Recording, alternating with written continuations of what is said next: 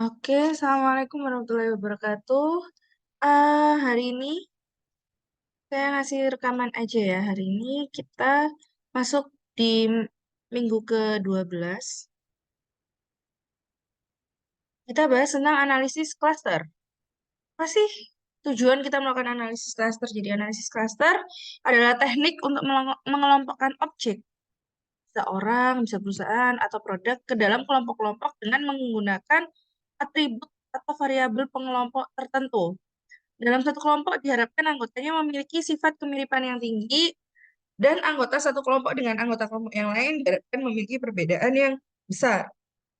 Jadi misalnya cewek sama cowok, nah, kan kemiripan ya, punya kemiripan by gender. Perbedaannya ya beda lah ya cewek dan cowok. Nah, sehingga untuk mengelompokkan di analisis cluster ini bisa berdasarkan similarity atau kesamaan dan dissimilarity atau ketidaksamaan dari masing-masing objek. Prosesnya dimulai dengan mengambil P pengukuran variabel dan N objek pengamatan. Typo. Sehingga terbentuk matriks N kali P. Terus matriks tersebut ditransformasikan dalam bentuk matriks similaritas berukuran N kali N yang dihitung berdasarkan pasangan-pasangan objek P variabel. Terus kemudian suatu algoritma pengelompokan akan dipilih. Nah, ada dua algoritma umumnya. Yang pertama ada hierarkikal dan pendekatan non-hierarkis. Nah, ada teknik-teknik statistik lain untuk mereduksi data. Yang pertama ada analisis faktor, analisis komponen utama, dan analisis diskriminan. Nah, kalau analisis cluster ini fokusnya untuk mereduksi objeknya. Sedangkan analisis faktor, yang dimana ada analisis komponen utama sebagai salah satu bagian dari analisis faktor. Oh iya, ditaruh aja. Itu fokusnya untuk mereduksi variabel. Kasih ya. Taruh aja. Nah, lalu ada analisis diskriminan. Jadi, kalau analisis cluster dan analisis diskriminan ini dua-duanya bisa digunakan untuk mereduksi objek. Cuman bedanya, kalau analisis cluster itu nggak tahu jumlah kelompoknya berapa. Sedangkan kalau analisis diskriminan, itu dari awal sudah tahu, oh, objek ini akan terbagi menjadi 3 kelompok. Oh, objek ini akan dibagi dalam 4 kelompok. Kayak gitu. Kalau analisis cluster tuh, misalnya ada 200 data ya. Kita benar-benar nggak tahu gitu loh dari 200 data ini akan dikelompokkan jadi 3 kelompok, 4 kelompok, 5 kelompok, atau yang lain. Kita benar-benar nggak tahu bedanya. Nah, ukuran similaritas sendiri bisa dilihat dari jarak, jarak ada namanya jarak Mahalanobis. Lalu bisa juga dari koefisien korelasi. Jadi kalau koefisien korelasinya makin besar, berarti dia dimasukkan dalam satu kelompok. Ada koefisien asosiasi. Itu mirip-mirip korelasi gitu ya.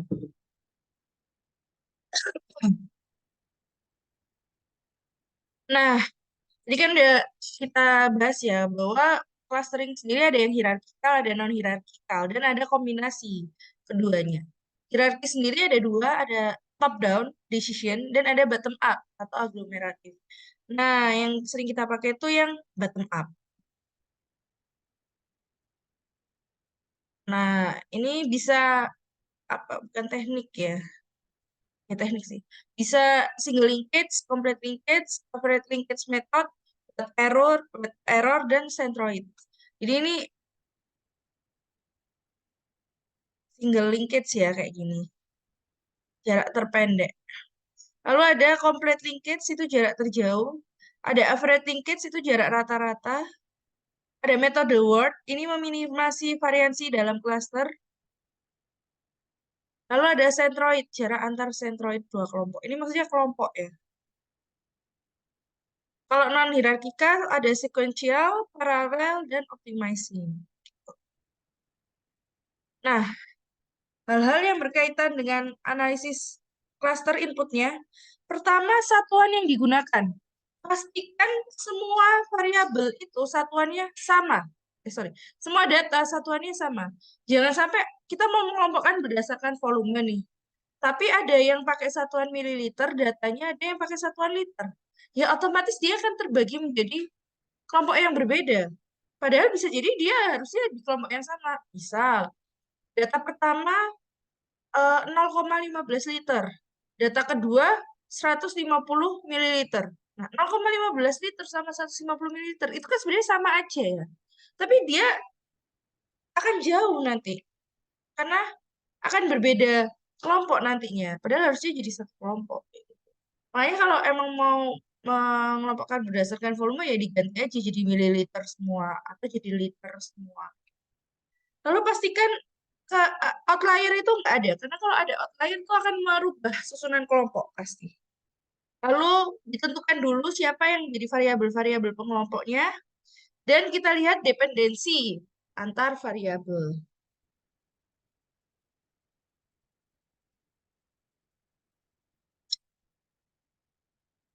Nah, jumlah klaster yang dibentuk itu biasanya peneliti udah punya bayangan. Kira-kira akan terbentuk berapa klaster pertama. Bisa juga berdasarkan ukuran variabilitas error. Atau bisa juga kemudahan interpretasi. Jadi berapa jumlah klaster yang terbentuk ini ya agak subjektif objektif gitu sih. Nah, berikutnya interpretasi klaster yang terbentuk. Jadi udah terbentuk kelompok-kelompok, nah kita perlu menamai kelompok-kelompok ini. Dan kita juga perlu mendeskripsikan, misal dideskripsikan by demografis, atau dideskripsikan by perilaku, dan lain sebagainya. Ini kelompok, misal kelompok generasi X, kelompok generasi Y, kelompok generasi Z, misal. Lalu berikutnya itu validasi. Ada beberapa cara untuk memvalidasi hasil analisis klaster kita. Yang pertama, membandingkan hasil yang diperoleh dengan algoritma yang berbeda. Kedua, membagi sampel menjadi dua. Jadi dua kali eh, apa namanya dua kali melakukan analisis klaster terus dibandingkan. Lalu menggunakan variabel yang tidak digunakan untuk mengelompokkan dan disimulasikan. Yang paling sering dipakai itu membandingkan hasil yang diperoleh dengan algoritma yang berbeda. Jadi kita misal mengklasterkannya pakai hierarkikal, pakai aglomeratif tadi. Nah, divalidasinya pakai eh, K-means. K-means itu bagian dari non-hierarkikal gitu. Jadi misalnya datanya 200. 200 tuh di clustering dulu pakai aglomeratif. Terus habis itu 200 data yang sama di clustering kan dengan K-means. Terus habis itu dicocokkan konsistensinya. Kalau berdasarkan literatur yang pernah saya baca, minimal tuh 20% kesamaannya. Kalau di atas 20% sudah cukup konsisten. Kurang lebih kayak gitu. Nah, kita coba aja ya. Kita coba aja untuk mengelompokkan. Kita coba untuk mengelompokkan ya. Hmm, coba saya random Excel. Misal kita punya ini X1, X2, X3, X4, X5, X6. X itu variabelnya ya. Nah, ini saya coba random random sekali cut aja lah 1 sampai 7 gitu. Dari 250 orang gitu. Nah, ini di copy, kita masukkan ke sini. Terus ini X1, 2, 3,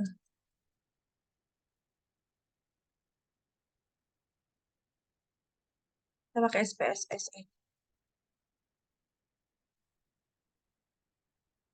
Oke, kalau sudah, analisis cluster ada di,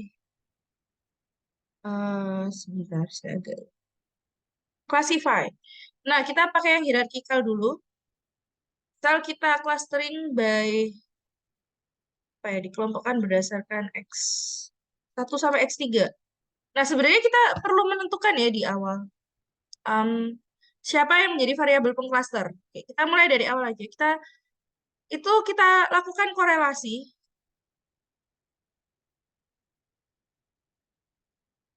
X1 dan X10 pakai Spearman. Anggap aja nggak normal, jadi kita pakai Spearman. Ini dimasukkan. Nah, ketemu ini. Ini saya copy dulu ke Excel biar lebih mudah dibaca. Nah, yang ada tanda bintangnya itu yang berkorelasi. Adakah tanda bintang di sini? Waduh, ternyata tidak ada yang berkorelasi ya. Karena tidak ada yang berkorelasi, apa benar tidak ada yang Karena tidak ada yang berkorelasi, ya udah kita jadikan 10-10-nya ini sebagai variabel pengcluster. Jadi sebenarnya kalau misalnya eh, ada yang dijadikan variabel, ada yang berkorelasi, misal X1 dan X3 itu saling berkorelasi. Itu cukup salah satu aja yang dijadikan variabel pengcluster, nggak perlu dua-duanya. Tapi ini ceritanya nggak ada yang saling berkorelasi, jadi ya udah diplot di gambar dendrogramnya. Nah, ini sebenarnya kita bisa pakai apa? Mau metode word method, median clustering, centroid for the nearest between. Kita pakai word method ya. Continue, lalu oke. Nah, nanti akan muncul ini ya, word linkage, agglomeration schedule. Kita masukkan ke Excel ya. Nah, kita mulai dari yang paling bawah, data ke 250, 24. Di kolom koefisien. Ini please pen aja coba. Tuh,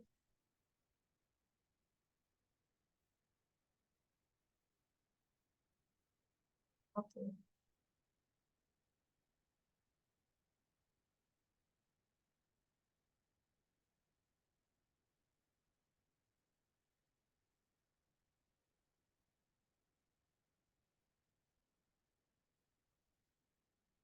Nah, kita mulai paling bawah di kolom koefisien.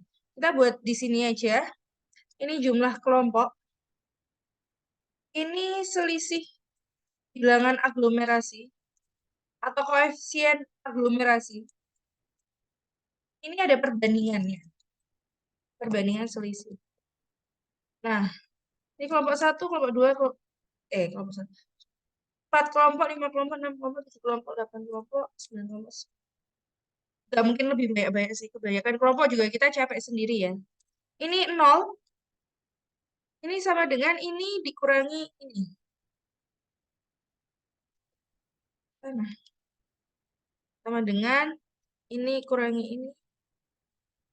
Nah, ini kurangi ini.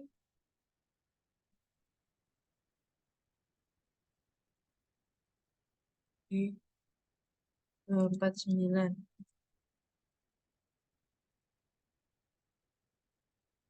Lalu sama dengan 249. Ini tasnya.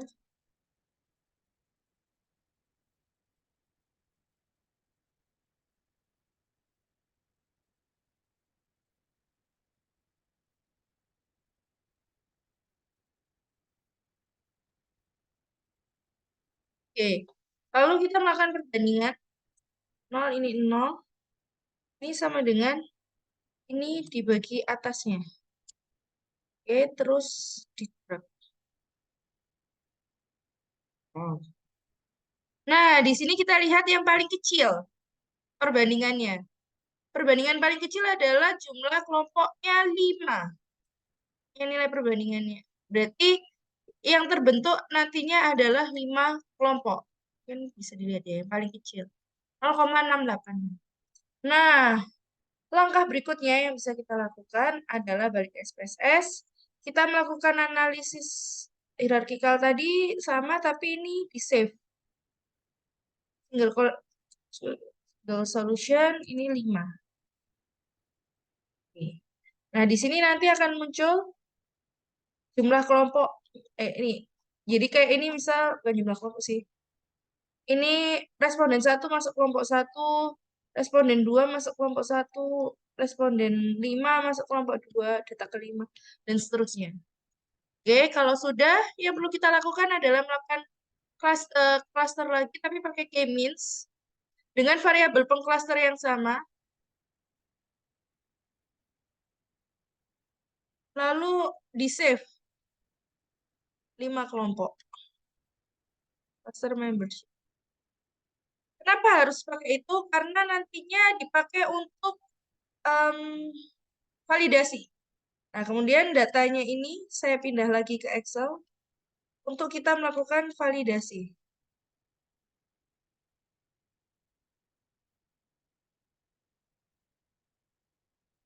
Oh, sorry. Nah, nanti di sini kalian kita bikin K1, K1, H1, K2. Kayaknya susah ya. Ke bawah aja lah.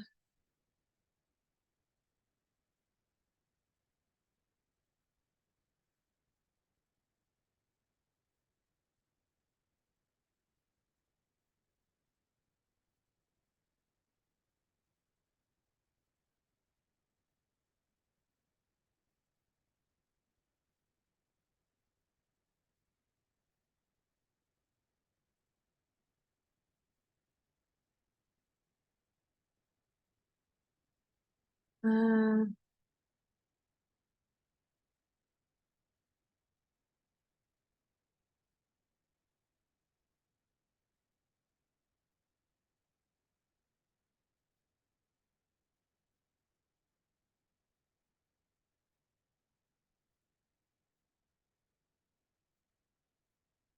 oke, ini maksudnya apa sih? Ini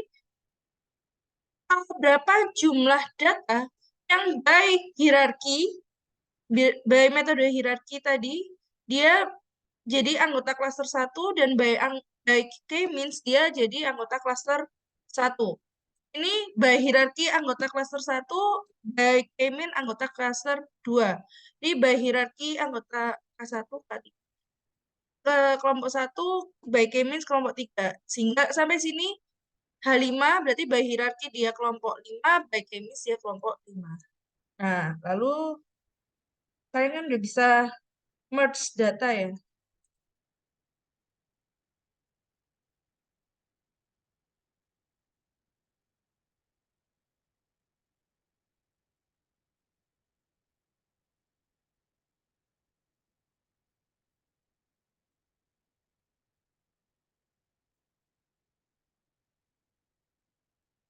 Ini biar gampang aja sih nanti ngitungnya.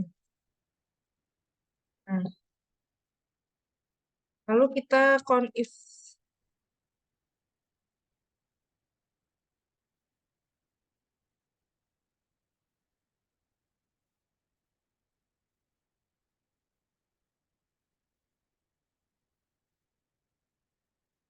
Ini dikunci dulu di dolar-dolar dulu.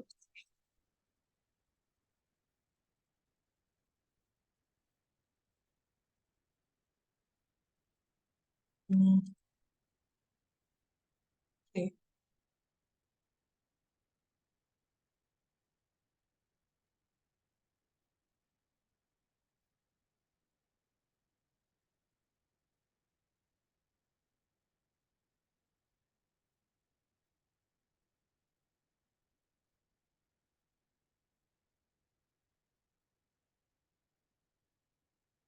Ini sih harusnya kalau di total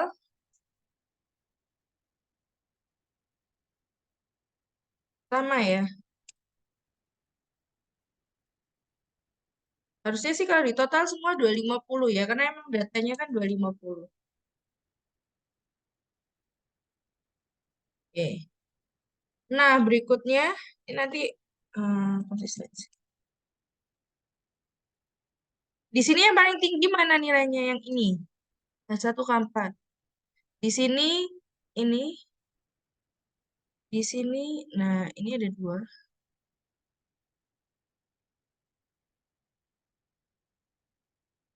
Nah, ini nggak boleh ya. Sama-sama berasosiasi Di K4 yang sama ini nggak boleh. Di nomor K yang sama nggak boleh. Jadi harus ada yang dipindah. Tinggal kita cari aja selisihnya yang selisih dengan yang kedua paling kecil. Ini kan data paling kecil kedua 17, selisihnya 5. Ini 18, ini 14, berarti selisihnya 4. Ini lebih kecil dari 5. Maka ini diganti nantinya. Diganti ke sini. Ini 13, ini 10, 3. Lebih kecil lagi, ini diganti. Nah, tapi jadi masalah lagi kan. Ini sama-sama ini. Yang benar-benar kosong yang sini. Wah, kenapa ya? Jadi berasosiasinya kemana? Bingung juga. Mungkin kayak gini ya. Kita ini pakai ini agak subjektif. Kalau nggak bisa kayak gitu, kita coba cari lagi. Mungkin ini di sini. Sorry, ini di sini nampaknya.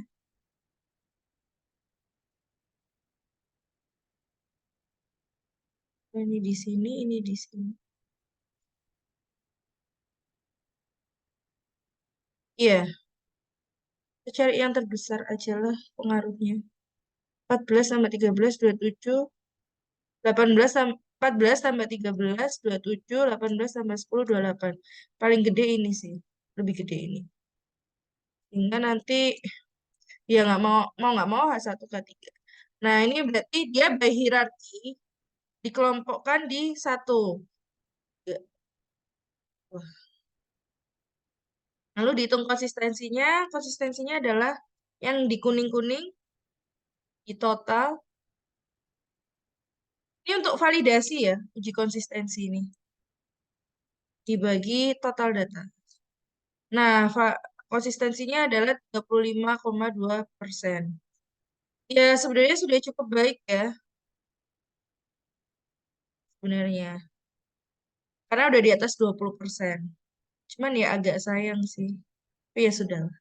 Itu. Tapi tetap yang diambil nantinya bukan yang K-means, tetap yang by hierarki ini yang diambil. Itu anggota kelompoknya.